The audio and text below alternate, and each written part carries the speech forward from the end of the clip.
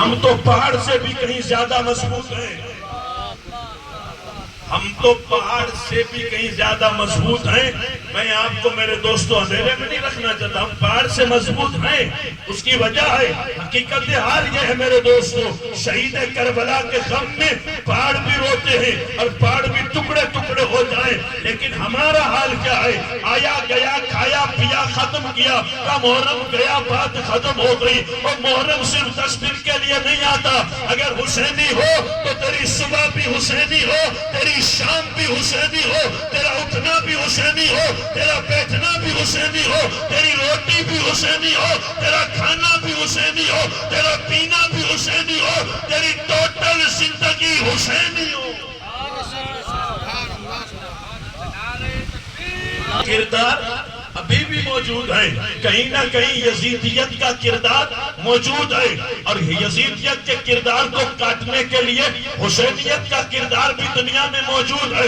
اس لیے حقیقت حال یہ ہے، کیونکہ یزید گانا سنتا تھا، تو جو آج گانا سن رہے ہیں وہ یزید کے کردار کو ہائی لائٹ کر رہے ہیں۔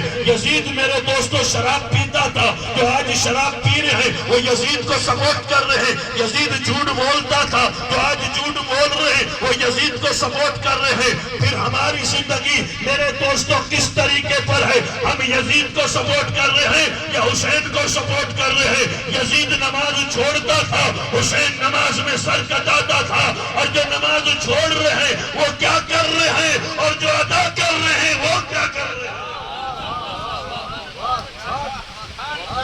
برا مت لگائیے گا، حقیقت یہ ہے۔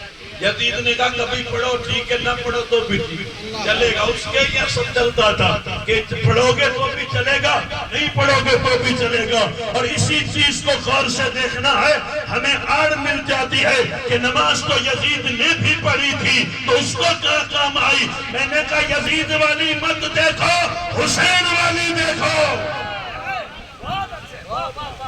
یزید والی تو نظر آتی ہے، حسین والی کیوں نظر نہیں آتی ہے؟ ہمیں یزید کی نماز سے کوئی سروکار نہیں ہے، ہم جیتے بھی حسین کے لیے ہیں، ہم مرتے بھی حسین کے لیے ہیں۔ ہمیں نماز یزید کی نظر نہیں آتی، ہمیں شہید کربلا کا سجدہ نظر آتا ہے۔ اگر نظر آتا ہو تو وہی کیجئے گا، اگر نہیں آتا ہو تو آڑ مت بنائیے گا۔ حالانکہ جتنے بھی غلط فرقے تھے نمازیں ان میں بھی پائی جاتی ہیں، لیکن ساری نمازیں بے جان ہے۔ جان والی نماز اگر ہے تو حسین ابن علی کی ہے، کیونکہ ایک جاندار ہے اور ایک بے جان۔ کربلا میں جو پانی بند کیا گیا تھا اس کی وجہ یہ تھی کہ اگر پانی نہیں بند کریں گے تو ہم سب ہیں بے جان اور یہ ہیں جاندار۔ یعنی 22,000 بے جان تھے اور 72 جان والے تھے، اور جو 22,000 بے جان تھے وہ اذان بھی دیتے تھے، نماز بھی پڑھتے تھے، قرآن کے حافظ بھی تھے، قاری بھی تھے، مسئلے بھی جانتے تھے، نامی گرامی سب کچھ تھا، لیکن حال یہ تھا ان کی اذان بھی بے جان تھی، ان کی نماز بھی بے جان تھی، ان کی تسبیح بھی بے جان تھی۔ یہاں تو صرف 72 تھے، تیمم کر کے نماز پڑھ رہے تھے، لیکن پھر بھی نماز جان والی تھی، تسبیح بھی جان والی تھی، اور تلاوت بھی جان والی تھی۔ اور جو بے جان تھے انہیں ڈر تھا کہ اگر یہ پانی پئیں گے تو ایک آدمی 22,000 کو مار ڈالے گا، ان کا پانی بند کرو۔ اگر یہ 10 محرم تک پانی ہی پیتے رہے، یہ آسودہ رہے، تو ان میں سے ایک ہی بندہ 22,000 کو مار ڈالے گا، کیونکہ ہماری رگوں میں ہمارا خون ہے، ان کی رگوں میں شیر خدا کا خون ہے۔ ہم اپنی رگوں سے لڑتے ہیں، یہ مولا علی کے خون سے لڑتے ہیں۔ ان کا حال یہ ہے کہ حضرت قاسم ابن حسن جب میدان کربلا میں قدم رکھتے ہیں تو یزیدی بھی کہہ اٹھے تھے کہ جیسے 14ویں کا چاند کربلا کی مٹی پہ اتر آیا، اور میرا وجدان کہتا ہے کہ ذرے ذرے نے آواز لگائی ہوگی کہ شاہ مردہ شیر یزداں قوت پروردگار، لا فتح الا علی، لا سیف الا ذوالفقار۔ کبھی دیوار ہلتی ہے، کبھی در کانپ جاتا ہے، علی کا نام سن کے خیبر اب بھی کانپ جاتا ہے۔ یہ جان والے تھے، اور ہمیشہ رکھیے گا تو جان سامنے رکھیے گا، جان والی نماز، جان والا ایمان، جان والی تلاوت، جان والی تسبیح، محشر میں بھی یہ جاندار چیزیں کام آئیں گی اور بے جان چیزیں کام نہیں آئیں گی۔ وہ سارے بے جان تھے تو جانداروں کا پانی بند کر رہے تھے، لیکن پھر بھی دنیا نے دیکھا کہ جو پانی پی رہے تھے وہ سارے کے سارے ہار گئے اور جو پیاسے تھے وہ سارے کے سارے جیت گئے۔ اور ایک امام حسین کا جملہ کتابوں میں ملتا ہے کہ جب کوئی شہزادہ شہید ہو جاتا تھا اور آپ اٹھانے کے لیے آتے تھے تو اس کے چہرے سے گرد صاف کر کے اور پھر کہتے تھے فزتو برب الکعبہ۔ کیا کہتے تھے؟ فزتو برب الکعبہ، خدا کی قسم کامیاب ہو۔ حیرت کی بات ہے، کٹ گیا ہے، خون کا دوران بند ہو گیا ہے، نسیں جم گئی ہیں، اب کچھ نہیں ہے، سانس نکل چکی ہے، روح ختم ہو گئی ہے، اور حسین کہہ رہے ہیں فزتو برب الکعبہ، خدا کی قسم کامیاب ہو گیا۔ دنیا اس فلسفے کو نہیں مانتی کہ کوئی سر کٹا کے بھی کامیاب ہوتا ہے، تو اسلام کا نظریہ یہ ہے، اسلام یہ کہتا ہے کہ سر بچا کے کوئی نہیں کامیاب ہوتا، اسلام پہ سر کٹا کے کامیاب ہوتا۔ جو بچاتے ہیں وہ کامیاب نہیں ہوتے، جو کٹاتے ہیں وہ کامیاب ہوتے ہیں۔ اور یہاں 15 دن ناخن بھی نہیں کاٹتے۔ سر کی بات کیا کرتے مولانا، یہاں ناخن میں میل بھر جاتا ہے، ناخن کاٹنے کا بھی ٹائم نہیں ملتا، سر کٹانے کی کیا بات کرتے ہو؟ اور وہاں ہنس کے سر کٹائے جا رہے تھے، اور سر کٹانے کے بعد یہی آواز لگائی جا رہی تھی فزتو برب الکعبہ، خدا کی قسم کامیاب ہو گیا۔ ایک ایک بکھر گئے تھے، لیکن کامیابی یہ ہے کہ آج اس جلسے میں بیٹھ کے ذکر کامیاب کا کیا جائے گا، ناکام کا کوئی ذکر نہیں کرے گا۔ ہم حسین کا ذکر کر رہے ہیں، تاریخ فلسفے کو پتا ہے کہ جس کا سر بچ گیا تھا اس میں دنیا لعنت بھیجتی ہے، اور جس کا سر کٹ گیا تھا اس میں دنیا درود بھیجتی ہے۔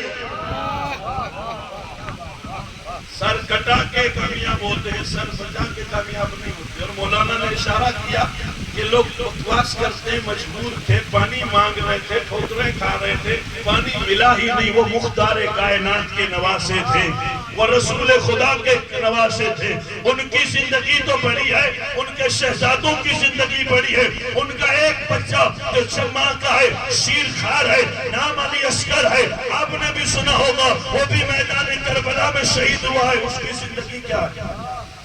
ایک بات بتاؤ، میدان کربلا میں امام حسین بھی ہیں، آپ کے شہزادے بھی ہیں، اور یہ جو معصوم تھا جو جھولے میں جھول رہا تھا، کربلا کی زمین پہ حضرت علی اصغر کو فرش زمین پہ لٹایا نہیں گیا، گود میں رکھا، جھولے میں رکھا، کبھی شہربانو کی گود میں، کبھی ام البنین کی گود میں، کبھی حضرت حسین کی گود میں، کبھی زینب کبریٰ کی گود میں، کبھی حضرت سکینہ کی گود میں۔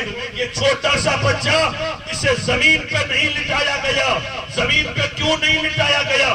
گود میں کیوں رکھا؟ جھولے میں کیوں رکھا؟ تو کا زبردست اندیشہ تھا، اگر علی اصغر کو زمین پہ لٹا دیا جاتا اور کہیں اصغر ایڑیاں رگڑنے لگتا تو جیسے مکے میں زمزم نکل گیا تھا، کربلا میں بھی زمزم نکل جاتا۔ کیونکہ وہاں جو پانی نکلا تھا وہ ابراہیم خلیل اللہ کے بیٹے اور یہ رسول اللہ کے بیٹے، محمد عربی کے بیٹے۔ سوال پیدا ہوتا ہے کہ خلیل اللہ کا بیٹا ایڑیاں رگڑے، حالانکہ وہ نبی ہے اور ہر نبی غیر نبی سے افضل ہے۔ کسی بھی صورت میں کوئی بھی غیر نبی چاہے کتنی فضیلت والا ہو، نبی کے برابر نہیں ہو سکتا، تو خیر وہ نبی میں مقابلہ نہیں کر رہا ہوں، میں ایک بات بتا رہا ہوں کہ اسماعیل ذبیح اللہ ایڑیاں رگڑتے ہیں تو زمزم نکلتا ہے، اگر علی اصغر ایڑیاں رگڑتے تو بھی زمزم نکل جاتا، اور نہر فرات حسین کے خیمے سے جاری ہوتا، وہ وہیں سے جاری ہوتا۔ اور دوسری بات کیا، حق کے لیے لڑنا سیکھو، حق کے لیے بات کرنا سیکھو، حق کے لیے جینا سیکھو، حق کے لیے مرنا سیکھو۔ پورے کردار کی زندگی کو اگر دیکھ لیا جائے تو یہی چیز نظر آئے گی کہ حق میں بولتا ہوں کہ میں حق بولتا ہوں، لیکن کبھی کبھی چاپلوسی ہو جاتی ہے، دائیں بائیں دیکھ لیتے کون سن رہا ہے، کیا کہے گا، بات کہاں تک جائے گی، سب موبائل لے کے بیٹھے ہیں، ویڈیو ریکارڈ ہو جائے گا، ڈر لگا رہتا ہے، چاپلوسی ہو جائے گی۔ یاد رکھیے گا حسین ابن علی کا کردار حق ظاہر کرنے کے لیے ہے، ظلم کو بے نقاب کرنے کے لیے ہے۔ حسین بن علی نے کسی معاملے میں کمپرومائز نہیں کیا۔ مدینے میں ولید بن عقبہ نے کہا تھا کہ تیرا ہاتھ مانگا جا رہا ہے، میرے حسین نے کہا ہاتھ میرا نہیں، ہاتھ مصطفیٰ کی شریعت کا ہے، میں سر دے سکتا ہوں لیکن ہاتھ نہیں دے سکتا۔ پھر کیا ہوا؟ کربلا میں جب شہید ہوئے تو یزیدیوں نے کیا لیا؟ آپ کا سر کاٹ کے لے گئے، ہاتھ نہیں لے گئے، آپ کا ہاتھ نہیں لے گئے۔ کہا کیوں؟ تو کہا ذہن تمہارا ہے، ذہن پہ کنٹرول حسین کا ہے۔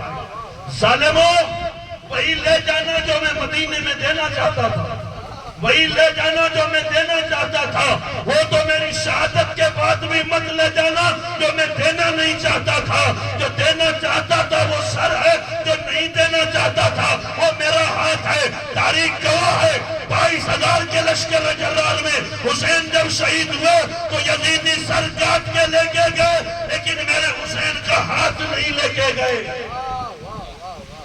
اور غریب نواز بولتے ہیں سر داد نہ داد، دست در دست یزید، سر دیا لیکن ہاتھ نہیں دیا۔ سر دیا تو کیا مطلب؟ کبھی کبھی سر سے ہاتھ قیمتی ہو جاتا ہے۔